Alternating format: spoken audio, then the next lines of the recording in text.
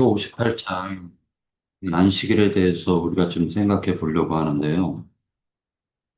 요번 한 주간 사실 그 많은 은혜가 되었던 한 주가 되었습니다. 특히나 이 안식일을 갖다가 사람 관점에서 보면은 안식일이라는 어떤 특정 날짜를 갖다가 지키려고 노력하는 그러한 일들이 있는데 실제로 성경에서 얘기하는 하나님께서 안식하셨다와 사람을 안식하게 하셨다라는 것은 좀 다른 의미가 있습니다. 그래서 사람의 관점에서의 안식과 하나님의 관점에서의 안식을 좀 살펴보려고 하고요. 창세기 1장, 2장, 2장 1절에서 3절까지 같이 보도록 하겠습니다. 자, 천지와 만물이 다 이루어지니라. 하나님이 그가 하시던 일을 일곱째 날에 마치시니 그가 하시던 모든 일을 그치고 일곱째 날에 안식하시니라. 하나님이 그 일곱째 날을 복되게 하사 거룩하게 하셨으니 이는 하나님이 그 창조하시며 만드시던 모든 일을 마치시고 그날에 안식하셨음이니라.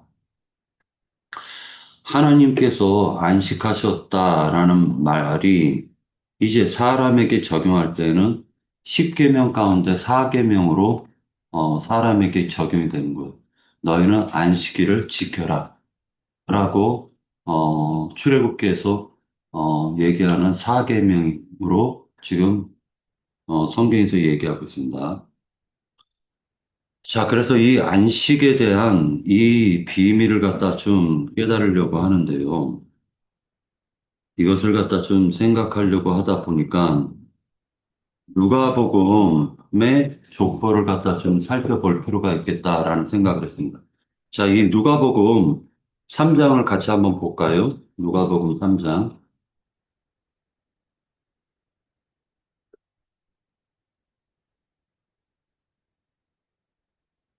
자, 이게 누가복음 3장 23절에서 38절까지인데 이것을 갖다 다 읽지 마시고요.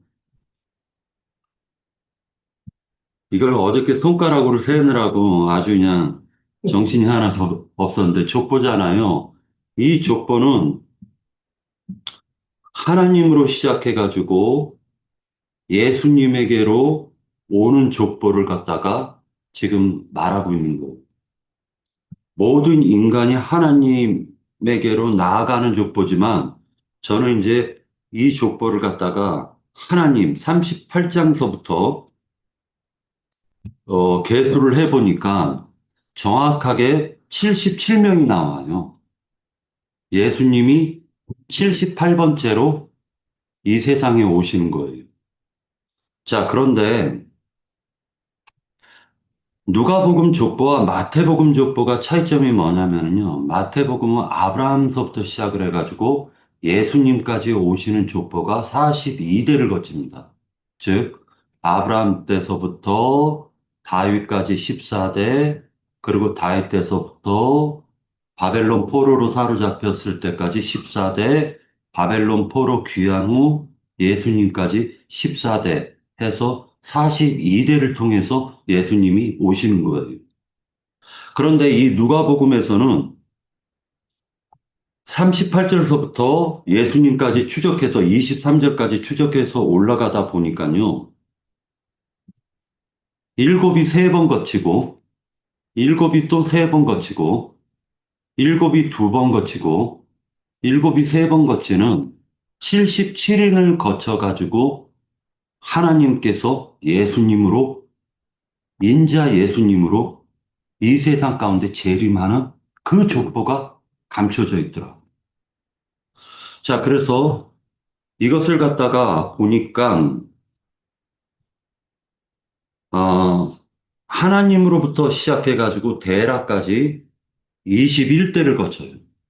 자, 한번 볼까요? 자, 38절에 그 위는 하나님이시니라.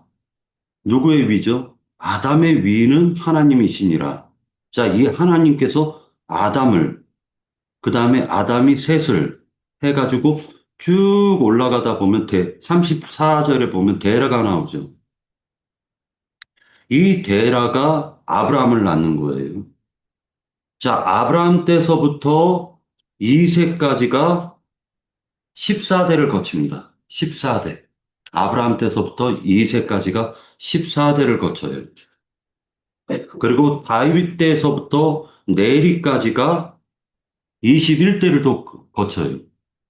21대. 그 다음에 스알디엘서부터 요셉까지가 21대를 거쳐서 요셉이 예수님을 낳는 거예요. 자, 그러니까 결과적으로 하나님께서 이 세상 가운데 오시는 데에는 77대를 거쳐서 오셨다라는 걸 알 수가 있어요. 그러면 이 77대라는 게 어디와 관련이 있느냐? 신령과 관련이 있다라는 거예요. 그러니까 지금 여기서 성경의 비밀이 숨겨져 있는데 그것이 바로 신년을 가리키는 거예요. 마태복음 18장 우리가 다 아는 내용인데 마태복음 18장 22절에서 보면은요. 18장 22절에서 보면 자, 베드로가 이렇게 얘기하죠. 21절. 그때 베드로가 나와 이르되 주여 형제가 내게 죄를 범하며 몇 번이나 용서하여 주리이까? 7번까지 하오리이까? 라고 얘기하니까 예수께서 이르시되 내게 이르노니 7번뿐 아니라 70번, 7번까지 할지니라 라고 얘기합니다. 그러니까 70번, 7번을 한다라는 이 말은 신현을 얘기하고 있었던 거예요. 그러니까 모든 것으로부터 회복시킨다라는 걸 얘기하는 거예요. 그래서 이 누가복음의 이 족보를 통해서 하나님이 말씀이신 하나님이 인자로 오시는데 77번의 사람을 거쳐서 세상 가운데 들어오는 것을 성경이 암시해주고 있다라는 걸 알 수가 있습니다. 자, 성경에 보면 창세기에 보면은요, 첫날서부터 일곱째 날까지 성경에서 천지를 갖다 창조하시는 사역이 나오죠. 하나님께서 모든 것을 창조하시는 일이 나오는데 이것이 놀랍게도 창조가 끝난 것이 아니라 옛만유 세계의 창조를 끝내시고 하나님이 안식하셨다라는 거예요. 그리고 이제 놀랍게도 새 창조 세계로 들어가는 거예요. 그러니까 하나님은 새롭게 또 일을 하시는 거죠. 요 부분을 갖다가 지금 보면은 7이라는 이 숫자에 대한 개념과 일곱째 날이라는 이 개념이 좀 달라요. 기수와 서수라고 되어져 있는데 이 말은 어려우니까 그냥 넘어가고 계시록에 보면 뭐라고 얘기하냐면 아시아에 7교회가 나옵니다. 그리고 7금초대가 나와요. 7별이 나오고 7영이 나오고 7인이 나오고 7뿔이 나오고 그 다음에 7나팔이 나오고 7천사가 나오고 7우레가 나오고 7재앙이 나오고 일곱이라는 개념이 하나님께서 그러니까 하나님이 계시로 사람들에게 알려주는 것뿐만 아니라 종말적인 의미도 있다라는 거예요. 종말적인 의미도. 그래서 그러면 하나님만 이렇게 일곱을 갖다가 계속 말씀하시는가? 아니에요. 마귀도 똑같이 흉내를 냅니다. 계시록에서 보면은 용이 7머리를 가졌죠. 그리고 7멸관을 쓰고 있는 것으로 묘사하고 있습니다. 이것은 하나님의 적대자의 세력이 점점 발전해 가는 것, 뱀이 용이 되어져 가는 그 과정이 있다라는 걸 또 얘기해 주고 있어요. 계시록의 구성은 7가지가 연속된 그런 그 환상과 그 환상의 일곱 가지 항목들이 나오는데 이것이 창세기 1장과 비슷한 부분이 있기 때문에 이것을 좀 살펴보려고 합니다. 창세기 1장에 빛이 있으라 하시는 첫째 날이 나오죠. 빛이 있으라라고 하는 첫째 날이 나와요. 이것이 계시록에 보면은 1장에서 3장까지의 일곱 교회 가운데 활동하시는 빛 대신 그리스도를 의미하고 있더라는 거예요. 자, 그러니까 창세기 1장에서 얘기하는 게 계시록에 그대로 반복해서 나온다는 걸 우리가 알 수가 있어요. 자, 둘째 날 궁창이라는 주제가 나오면서 궁창 위의 물과 궁창 아래 물과 궁창을 하늘이라 칭하는 창세기의 둘째 날이 나오는데 이것이 바로 계시록 4장에서의 하늘에 있는 교회를 보여주고 그리고 그 하늘에 있는 그 교회를 통해서 역사하는 사건이 8장 2절까지 이어져요. 그래서 하늘에 있는 그 교회와 땅에 있는 교회를 대비하는 사건이 지금 계시록에서 4장에서 8장 1절까지 그 내용을 암시해주고 있더라는 거예요. 그 다음에 셋째 날에는 땅과 바다와 모든 씨 가진 채소와 씨 가진 나무들을 갖다 하나님께서 창조하셨는데 이것이 계시록 8장 3절에서 계시록 11장 18절까지의 일곱 나팔을 통한 하나님의 최후 통첩 또는 경고의 말씀이 나오는데 그 경고를 갖다가 무시하면 하늘 문이 열리지가 않고 하나님의 경고 나팔을 갖다 듣고 회개하고 그 나팔절에 속죄절을 만난 자들은 하나님의 장막 안에 감춰져 있는 언약궤를 보더라는 거예요. 그러니까 다시 얘기해서 일곱 나팔은 누구에게는 경고가 되고 누구에게는 성전이 열려 그리스도를 보는 계시가 열리더라는 거예요. 지금 이게 구조가 그렇게 되어 있습니다. 그래서 이러한 부분으로 셋째 날이 이루어지는 사건을 갖다 계시록에서 보면 11장 18절까지 이어지는 것을 볼 수가 있습니다.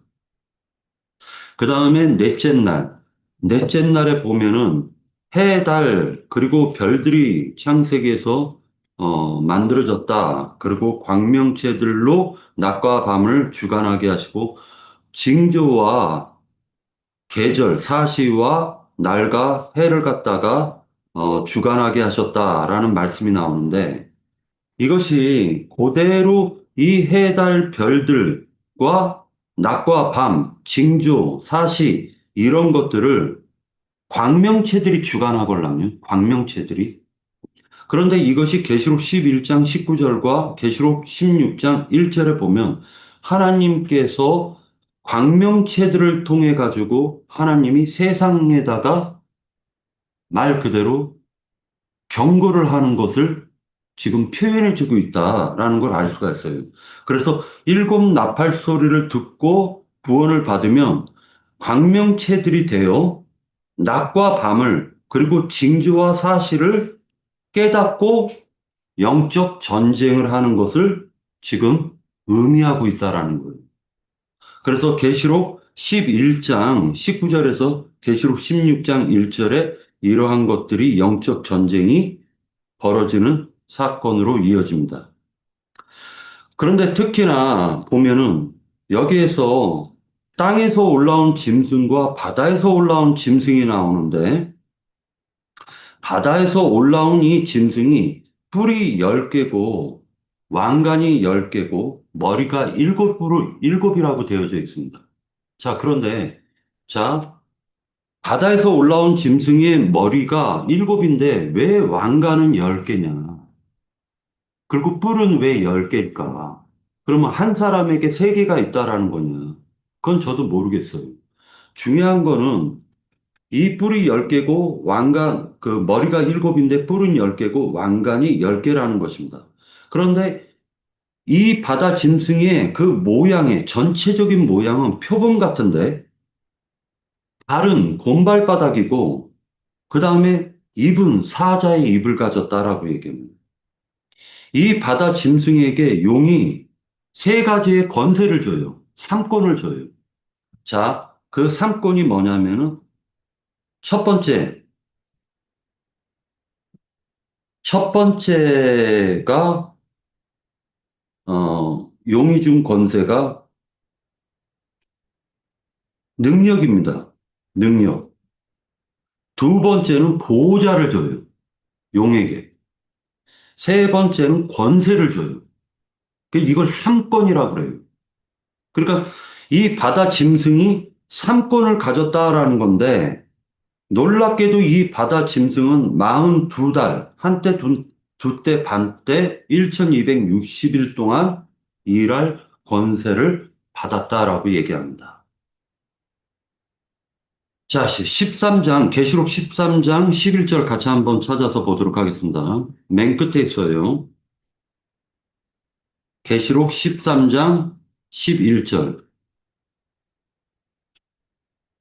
자, 땅에서 올라온 짐승에 대해서 좀 살펴보려고 하는데, 내가 보매 또 다른 짐승이 땅에서 올라오니 어린 양같이 두 뿔이 있고 용처럼 말을 하더라. 자, 땅에서 올라온 짐승은 생긴 모양이 어린 양인데 뿔은 두 개입니다. 그러니까 지금 요 어린 양도 두 증인 같이 뿔을 갖다 두 개를 갖고 있다라는 거예요. 그리고 용처럼 말을 하더라라는 것입니다. 이 용처럼 말을 하는 이 땅의 짐승이 누구에게 경배를 사람들을 경배를 시키냐면은 바다 짐승에게 경배하게 만들어 버려요. 그러니까 땅 짐승이 하는 일은 바다 짐승을 경배하게 만들더라는 거예요. 결국 종교라는 세상 땅 짐승이 바다 짐승의 어떤 한 존재를 메시아라고 세운다라는 것입니다. 성경에 보면 예수님을 죽일 때 유대교 종교 지도자들은 땅 짐승을 얘기하고 있는데 이 땅 짐승이 빌라도라는 바다 짐승과 하나가 돼가지고 예수님을 죽여요. 지금 이 사건이 계속 반복된다는 걸 알 수가 있습니다. 그리고 이제 다섯째 날에는 바다와 공중의 새들을 번성하게 하는데 이것이 계시록 16장 1절에서 계시록 18장 24절에 보면 일곱 대접의 재앙과 일치가 돼요. 그래서 일곱 대접이 쏟아지는 게 바다하고 공중에다 쏟아버려요. 그래서 이것은 곧 세상과 종교 체계에 대한 심판, 즉 강들과 물의 근원에다가 저주를 지금 대접을 부음으로 말미암아 땅 짐승과 바다의 짐승들이 그 대접의 재앙을 받는 것을 묘사하고 있는 것입니다. 자, 이런 일로 인하여 종교인들의 믿음 없음의 실체가 완전하게 드러나고 세상 지도자들의 교활한 그 실체가 다 드러나게 하시는 게 지금 계시록 사건이 창세기 사건과 연결이 돼 있다라는. 그들이 바라는 각자의 의지, 즉 믿음이라는 건 일곱 대접을 통해서 그 민낯이 완전히 까발려지게 만드는 거예요. 그러니까 종교 체계라는 것이 그 음녀의 실체를, 그 하체를 완전하게 드러내게 하심으로 말미암아 가지고 정치적인 세상의 지도자들과 체계의 종교 지도자들의 그 실상들을 계시록에서는 완전하게 드러내신다. 이것이 다섯째 날까지 어, 창세기 1장의 다섯째 날까지 이루어지는 사건입니다. 그리고 여섯째 날에는 성경에 보니까 땅의 짐승들을 그 종류대로, 그 다음에 땅에 기는 땅의 가축들을 그 종류대로, 그리고 땅에 기는 모든 것을 종류대로 만드셨고 하나님 보시기에 좋았다라고 기록하고 있어요. 이것은 꼭 무엇과 같냐면은 이미 계시록에 보면 계시록 13장에서 보면 바다 짐승과 땅 짐승을 이미 보여주셨고 그러고 나서 하나님의 일곱 인과 일곱 나팔과 일곱 대접을 통해 가지고 그 민낯이 드러난 그 거짓된 바다 짐승과 땅 짐승들을 하나님이 적나라하게 보여주시고 난 이후에 새롭게 땅에 있는 짐승들을 지으시고 그 짐승들을 만드시고 복을 주시는 걸 볼 수가 있어요. 그래서 이 여섯째 날은 계시록 19장에 와 계시록 21장 8절에 나오는 대표적인 것이 만국으로 묘사를 하고 있는 것입니다. 만국으로. 만국 백성들로 묘사하는 거예요. 그렇다면 이 땅에 기는 것은 부정한 짐승들을 의미하고 있는데 이 땅에 기는 것들이 왜 부정한데 이들을 갖다 하나님께서 왜 그러면은 구속받, 구속받은 백성들로 묘사를 할까? 그것은 노아의 방주에 보면은요, 정한 짐승이 일곱 쌍씩 그 방주 안으로 들어가고, 그 다음에 부정한 짐승이 두 쌍씩 방주 안으로 들어가는 걸 암시해 주는 거예요. 그러니까 심판, 하나님의 나팔 소리를 듣고 회개하고 돌아온 자들이 방주 안으로 들어가는 것을 땅 짐승으로 지금 여섯째 날에 짐승을 하나님이 지으시고 하나님 보시기에 좋았더라라고 표현했다라는 거예요. 그리고 여섯째 날에 사람을 하나님이 지어요. 그리고 그 사람을 통해서 만국을 다스리게 하는 거예요.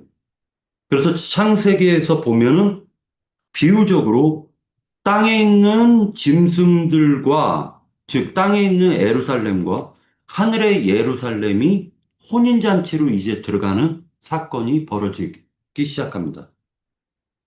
자, 그래서 창세기의 여섯째 날이 땅의 짐승들과 가축과 기는 것은 구속받은 이스라엘과 구속받은 이방인의 충만수를 채운 것을 지금 암시하고 있고 이들이 새 땅이 되어 천년왕국으로 들어가는 것 그리고 회복된 백성들을 암시한다라고 우리가 볼 수가 있는 것입니다.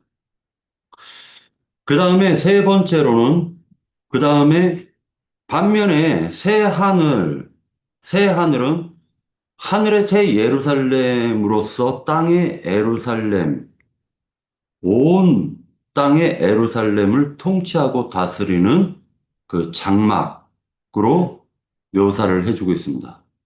신구약에서 말씀하는 신약과 구약에서 말씀하는 그 성경에 천사들이 나오는데 구약은 하나님이 처음부터 지은 그룹 천사라는 게 있어요. 그런데 이사야서에서 보면은 날개가 여섯이 달린 말 그대로 스랍천사라는 말도 나와요. 그런데 이 스랍천사라는 게 계시록 21장 17절 같이 한번 볼까요? 계시록 폈으니까 21장 17절 네, 한번 읽어보시겠습니까? 그 성곽을 측량함에 144 규빗이니 사람의 측량, 곧 천사의 측량이더라. 그러니까 사람, 곧 천사의 측량인 거예요. 사람 천사를 얘기하고 있는 것입니다. 자, 그래서 이것을 계시록 20장 15절까지, 요거는 그냥 제 의견이니까 빼고요.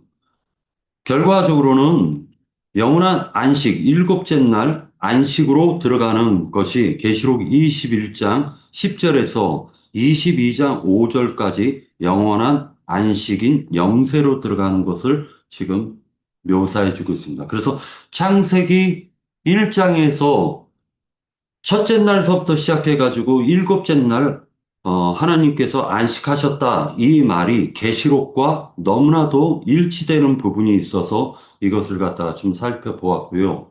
계시록은 한 사건이 끝나면 하나가 시작되는 사건들이 아닙니다. 3개의 세계를 바라보는 그 관점으로 보아야 이 계시록이 풀려요. 그러니까 3개를 바라볼 줄 알아야지 계시록 말씀이 풀려나가기 시작하는 것입니다.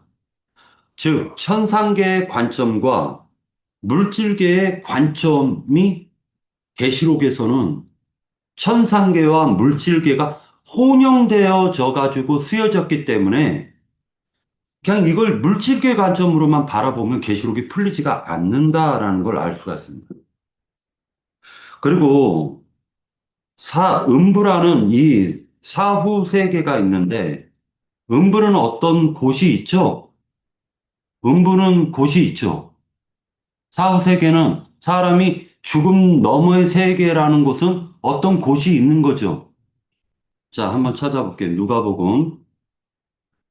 누가복음을 좀 같이 살펴볼게요. 이 안식에 대해서 얘기하려고 하다 보니까 좀, 여러 가지로 좀 흐트러지는 게 있을 겁니다. 자, 누가복음 16장, 16장,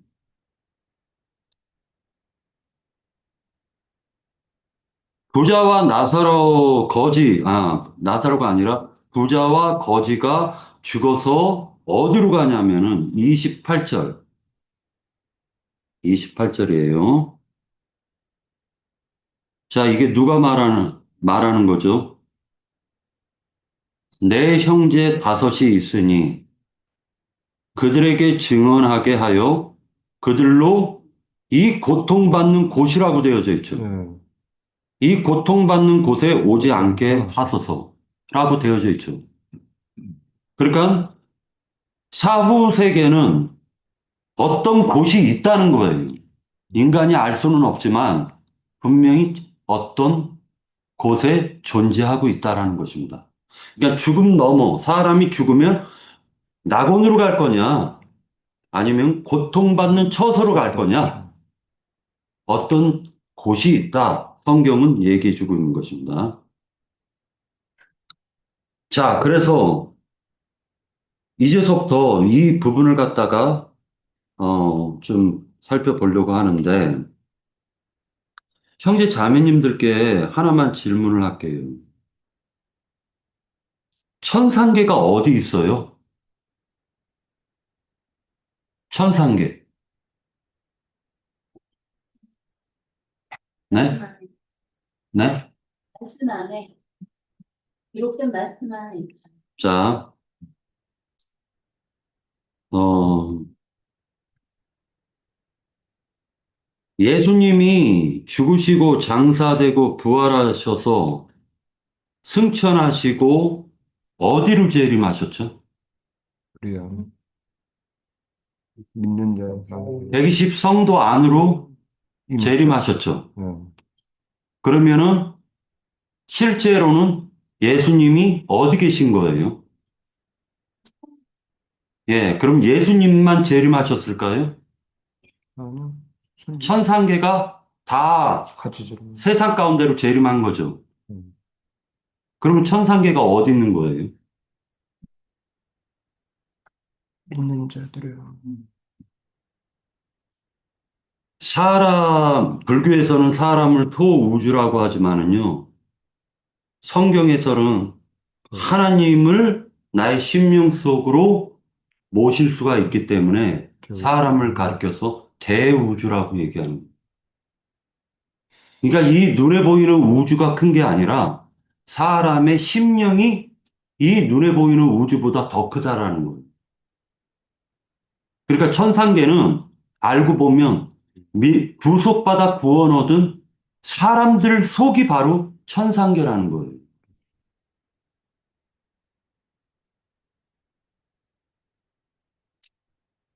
자, 이 천상계 이 부분을 얘기한 게 안식과 연결이 됐기 때문에 얘기하는 것입니다.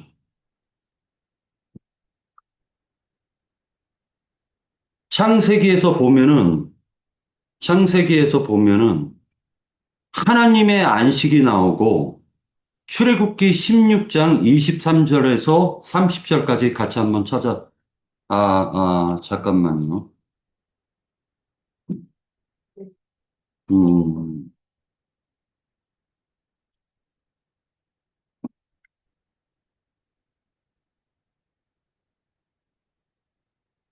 잠깐만요. 아니. 자, 출애굽기 20장 8절에서 11절까지 같이 보도록 하겠습니다. 출애굽기, 출애굽기 20장, 출애굽기 20장 8절에서 112페이지, 8절에서 11절까지 읽도록 할게요. 안식일을 기억하여 거룩하게 지키라. 엿새 동안은 힘써 네 모든 일을 행할 것이나 일곱째 날은 네 하나님 여호와의 안식일인즉 너나 네 아들이나 네 딸이나 네 남종이나 네 여종이나 네 가축이나 네 문 안에 머무는 객이라도 아무 일도 하지 말라. 이는 엿새 동안에 나 여호와가 하늘과 땅과 바다와 그 가운데 모든 것을 만들고 일곱째 날에 쉬었습니다. 그러나 나 여호와가 안식일을 복되게 하여 그날을 거룩하게 하였느니라. 자, 출애굽기 네 번째 계명이 바로 이 안식일 계명인데 이 안식에 이스라엘 백성들이 들어갔나요? 못 들어갔나요? 안식일 안식일이라는 계명을 받은 이스라엘 백성들이 이 안식에 들어갔나요? 못 들어갔나요? 들어가.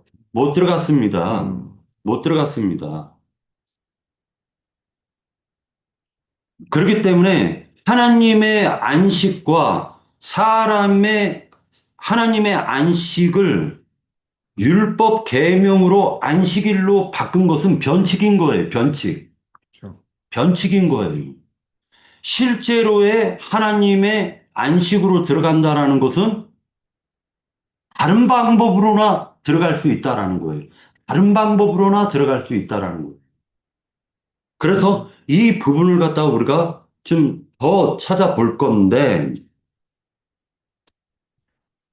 자,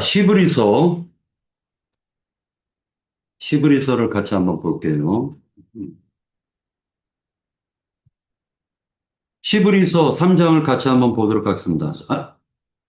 잠깐만요.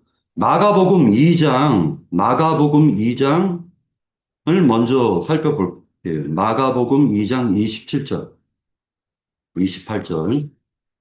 마가복음 2장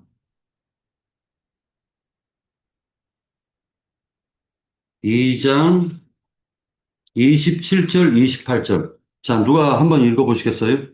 또 가라사대 안식일은 사람을 위하여 있는 것이요 사람이 안식일을 위하여 있는 것이 아니니 이러므로 인자는 안식일에도 주인이라. 자, 안식일이 사람을 위해서 있는 것이지, 사람이 안식일을 위하여 있는 게 아니죠.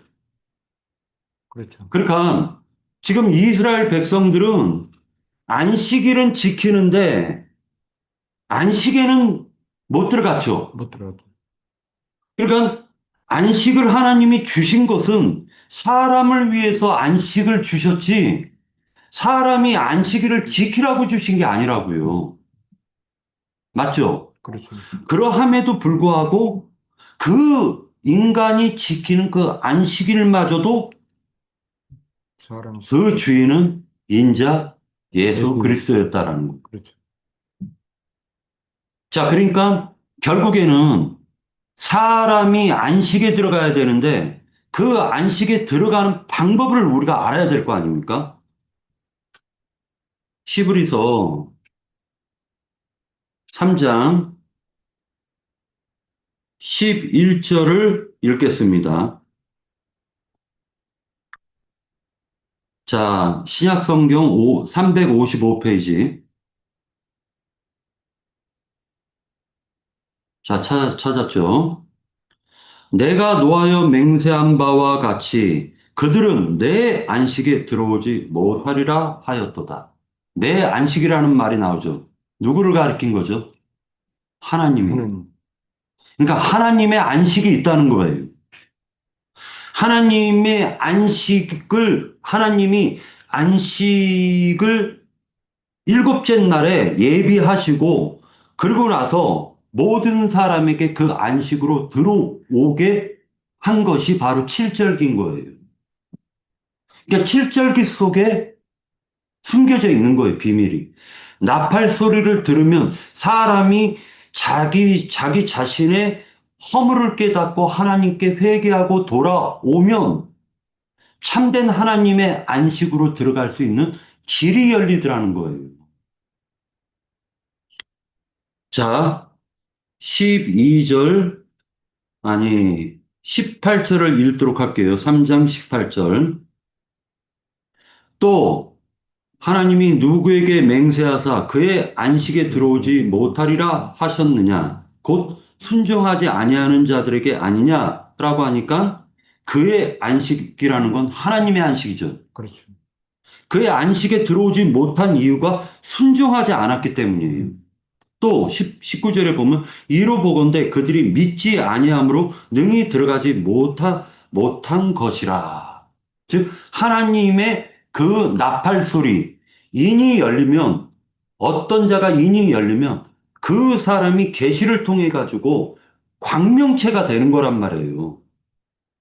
그 광명체는 낮과 밤을 주관하게 되는데, 구별하게 되는데, 그 광명체가 소리질러 나팔을 불면 회개하고 돌아온 사람들이 하나님의 성전의 언약궤를 바라보게 돼 있다는 거예요. 그러니까 그 안식으로 들어가야 된다고요. 그 안식으로. 4장 1절, 히브리서 4장 1절. 그러므로 우리는 두려워할지니 그의 안식에 들어갈 약속이 남아 있을지라도 너희 중에는 혹 이르지 못할 자가 있을까 함이라. 그들과 같이 우리도 복음 전함을 받은 자이나 들은 바 그 말씀이 그들에게 유익하지 못한 것은 듣는 자가 믿음과 결부시키지 아니하였기 때문이라는 거예요. 그래서 그 안식에 못 들어갔다라는 것입니다. 3절, 이미 믿는 우리들은 저 안식에 들어가는도다. 그가 말씀하신 바와 같이 내가 노하여 맹세한 바와 같이 그들이 내 안식에 들어오지 못하리라 하였으나 세상을 창조할 때부터 그 일이 이루어졌느니라 라고 해서 이루어졌다라는 현재형을 쓰고 있는 거예요. 그러니까 안식이라는 창세기 1장, 2장에서 얘기하는 1절서부터 3절까지 얘기하는, 이미 하나님은 안식이라는 걸 준비하셨고 사람들로 하여금 이제 그 안식 안으로 들어오게끔 하기 위해서 구속사를 펼치고 있는 거예요. 자, 읽어나갈게요. 4절. 제7일에 관하여는 어딘가에 이렇게 일렀으되 하나님은 제7일에 그의 모든 일을 쉬셨다 하였으며, 또 다시 거기에 그들이 내 안식에 들어오지 못하리라 하였으니 그러하면 거기에 들어갈 자들이 남아 있거니와 복음 전함을 먼저 받은 자들은 순종하지 아니함으로 말미암아 들어가지 못하였으므로 오랜 후에 다윗의 글에 다시 어느 날을 정하여 오늘이라고 미리 이같이 일렀으되 오늘 너희가 그의 음성을 듣거든, 나팔이죠. 그의 음성을 듣거든 너희 마음을 완고하게 하지 말라 하였나니, 만일 여호수아가 그들에게 안식을 주었다라면 그 후에 다른 날을 말씀하지 아니하셨으리라. 그런즉 안식할 때가 하나님 백성에게 남아있도다. 이미 그의 안식에 들어갈 자는 하나님이 자기 일을 쉬심과 같이 그도 자기 일을 쉬느니라. 그러므로 우리가 저 안식에 들어가기를 힘쓸지니 이는 누구든지 저 순종하지 아니하는 본에 빠지지 않게 하려 함이라. 하나님의 말씀 본에 빠지지 않게 하려 함이라라고 얘기해서 그의 안식에 하나님의 안식에 들어가는 것을 지금 말씀하고 계셨다라는 거예요. 결국 이 안식은 결국에는 모든 인생이 죄짐이라는 무거운 짐을 지고 수고하고 무거운 짐을 지고 고통 가운데 살아가는 사람으로 묘사를 하고 있는데 그 사람이 예수님을 만나 즉 참된 남편을 만나 그 남편의 품에 안기는 것을 남편의 집에 들어가 남편의 품에 안기는 것을 히브리서에서 아직 그들은 믿지 아니함으로 그 안식에 들어가지 못하고 우리들은 믿음을 통해 가지고 그 안식에 들어간다라고 얘기한 것이라는 걸 알 수가 있어요.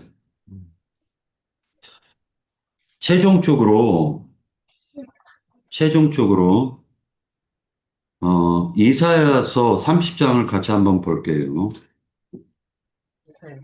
이사야서 30장 26절 이사야서 30장 26절 30장. 자 25절서부터 같이 읽겠습니다. 크게 살육하는 날 망대가 무너질 때 보산마다 줄령마다 그 뒤에 개울과 시냇물이 흐를 것이며 여호와께서 자기 백성의 상처를 싸매시며 그들의 맞은 자리를 고치시는 날에는 달빛은 햇빛 같겠고 햇빛은 7배가 되어 7날의 빛과 같으리라. 7날이라는 이 말은 성경에서 얘기하는 7날의 빛이 되어서 안식에 들어간 자가 7날의 빛과 같이 되어서 모든 수고하고 무거운 짐진 자들에게 참된 복음을 전해서 그들에게 나팔을 불어 그들을 올가매고 있는 마귀의 세력으로부터 거기에서 탈출을 시켜주는 그러한 일을 하게 하시기 위해서 하나님께서 7날의 빛을 더하여 주신 거예요. 누구에게? 광명체들에게.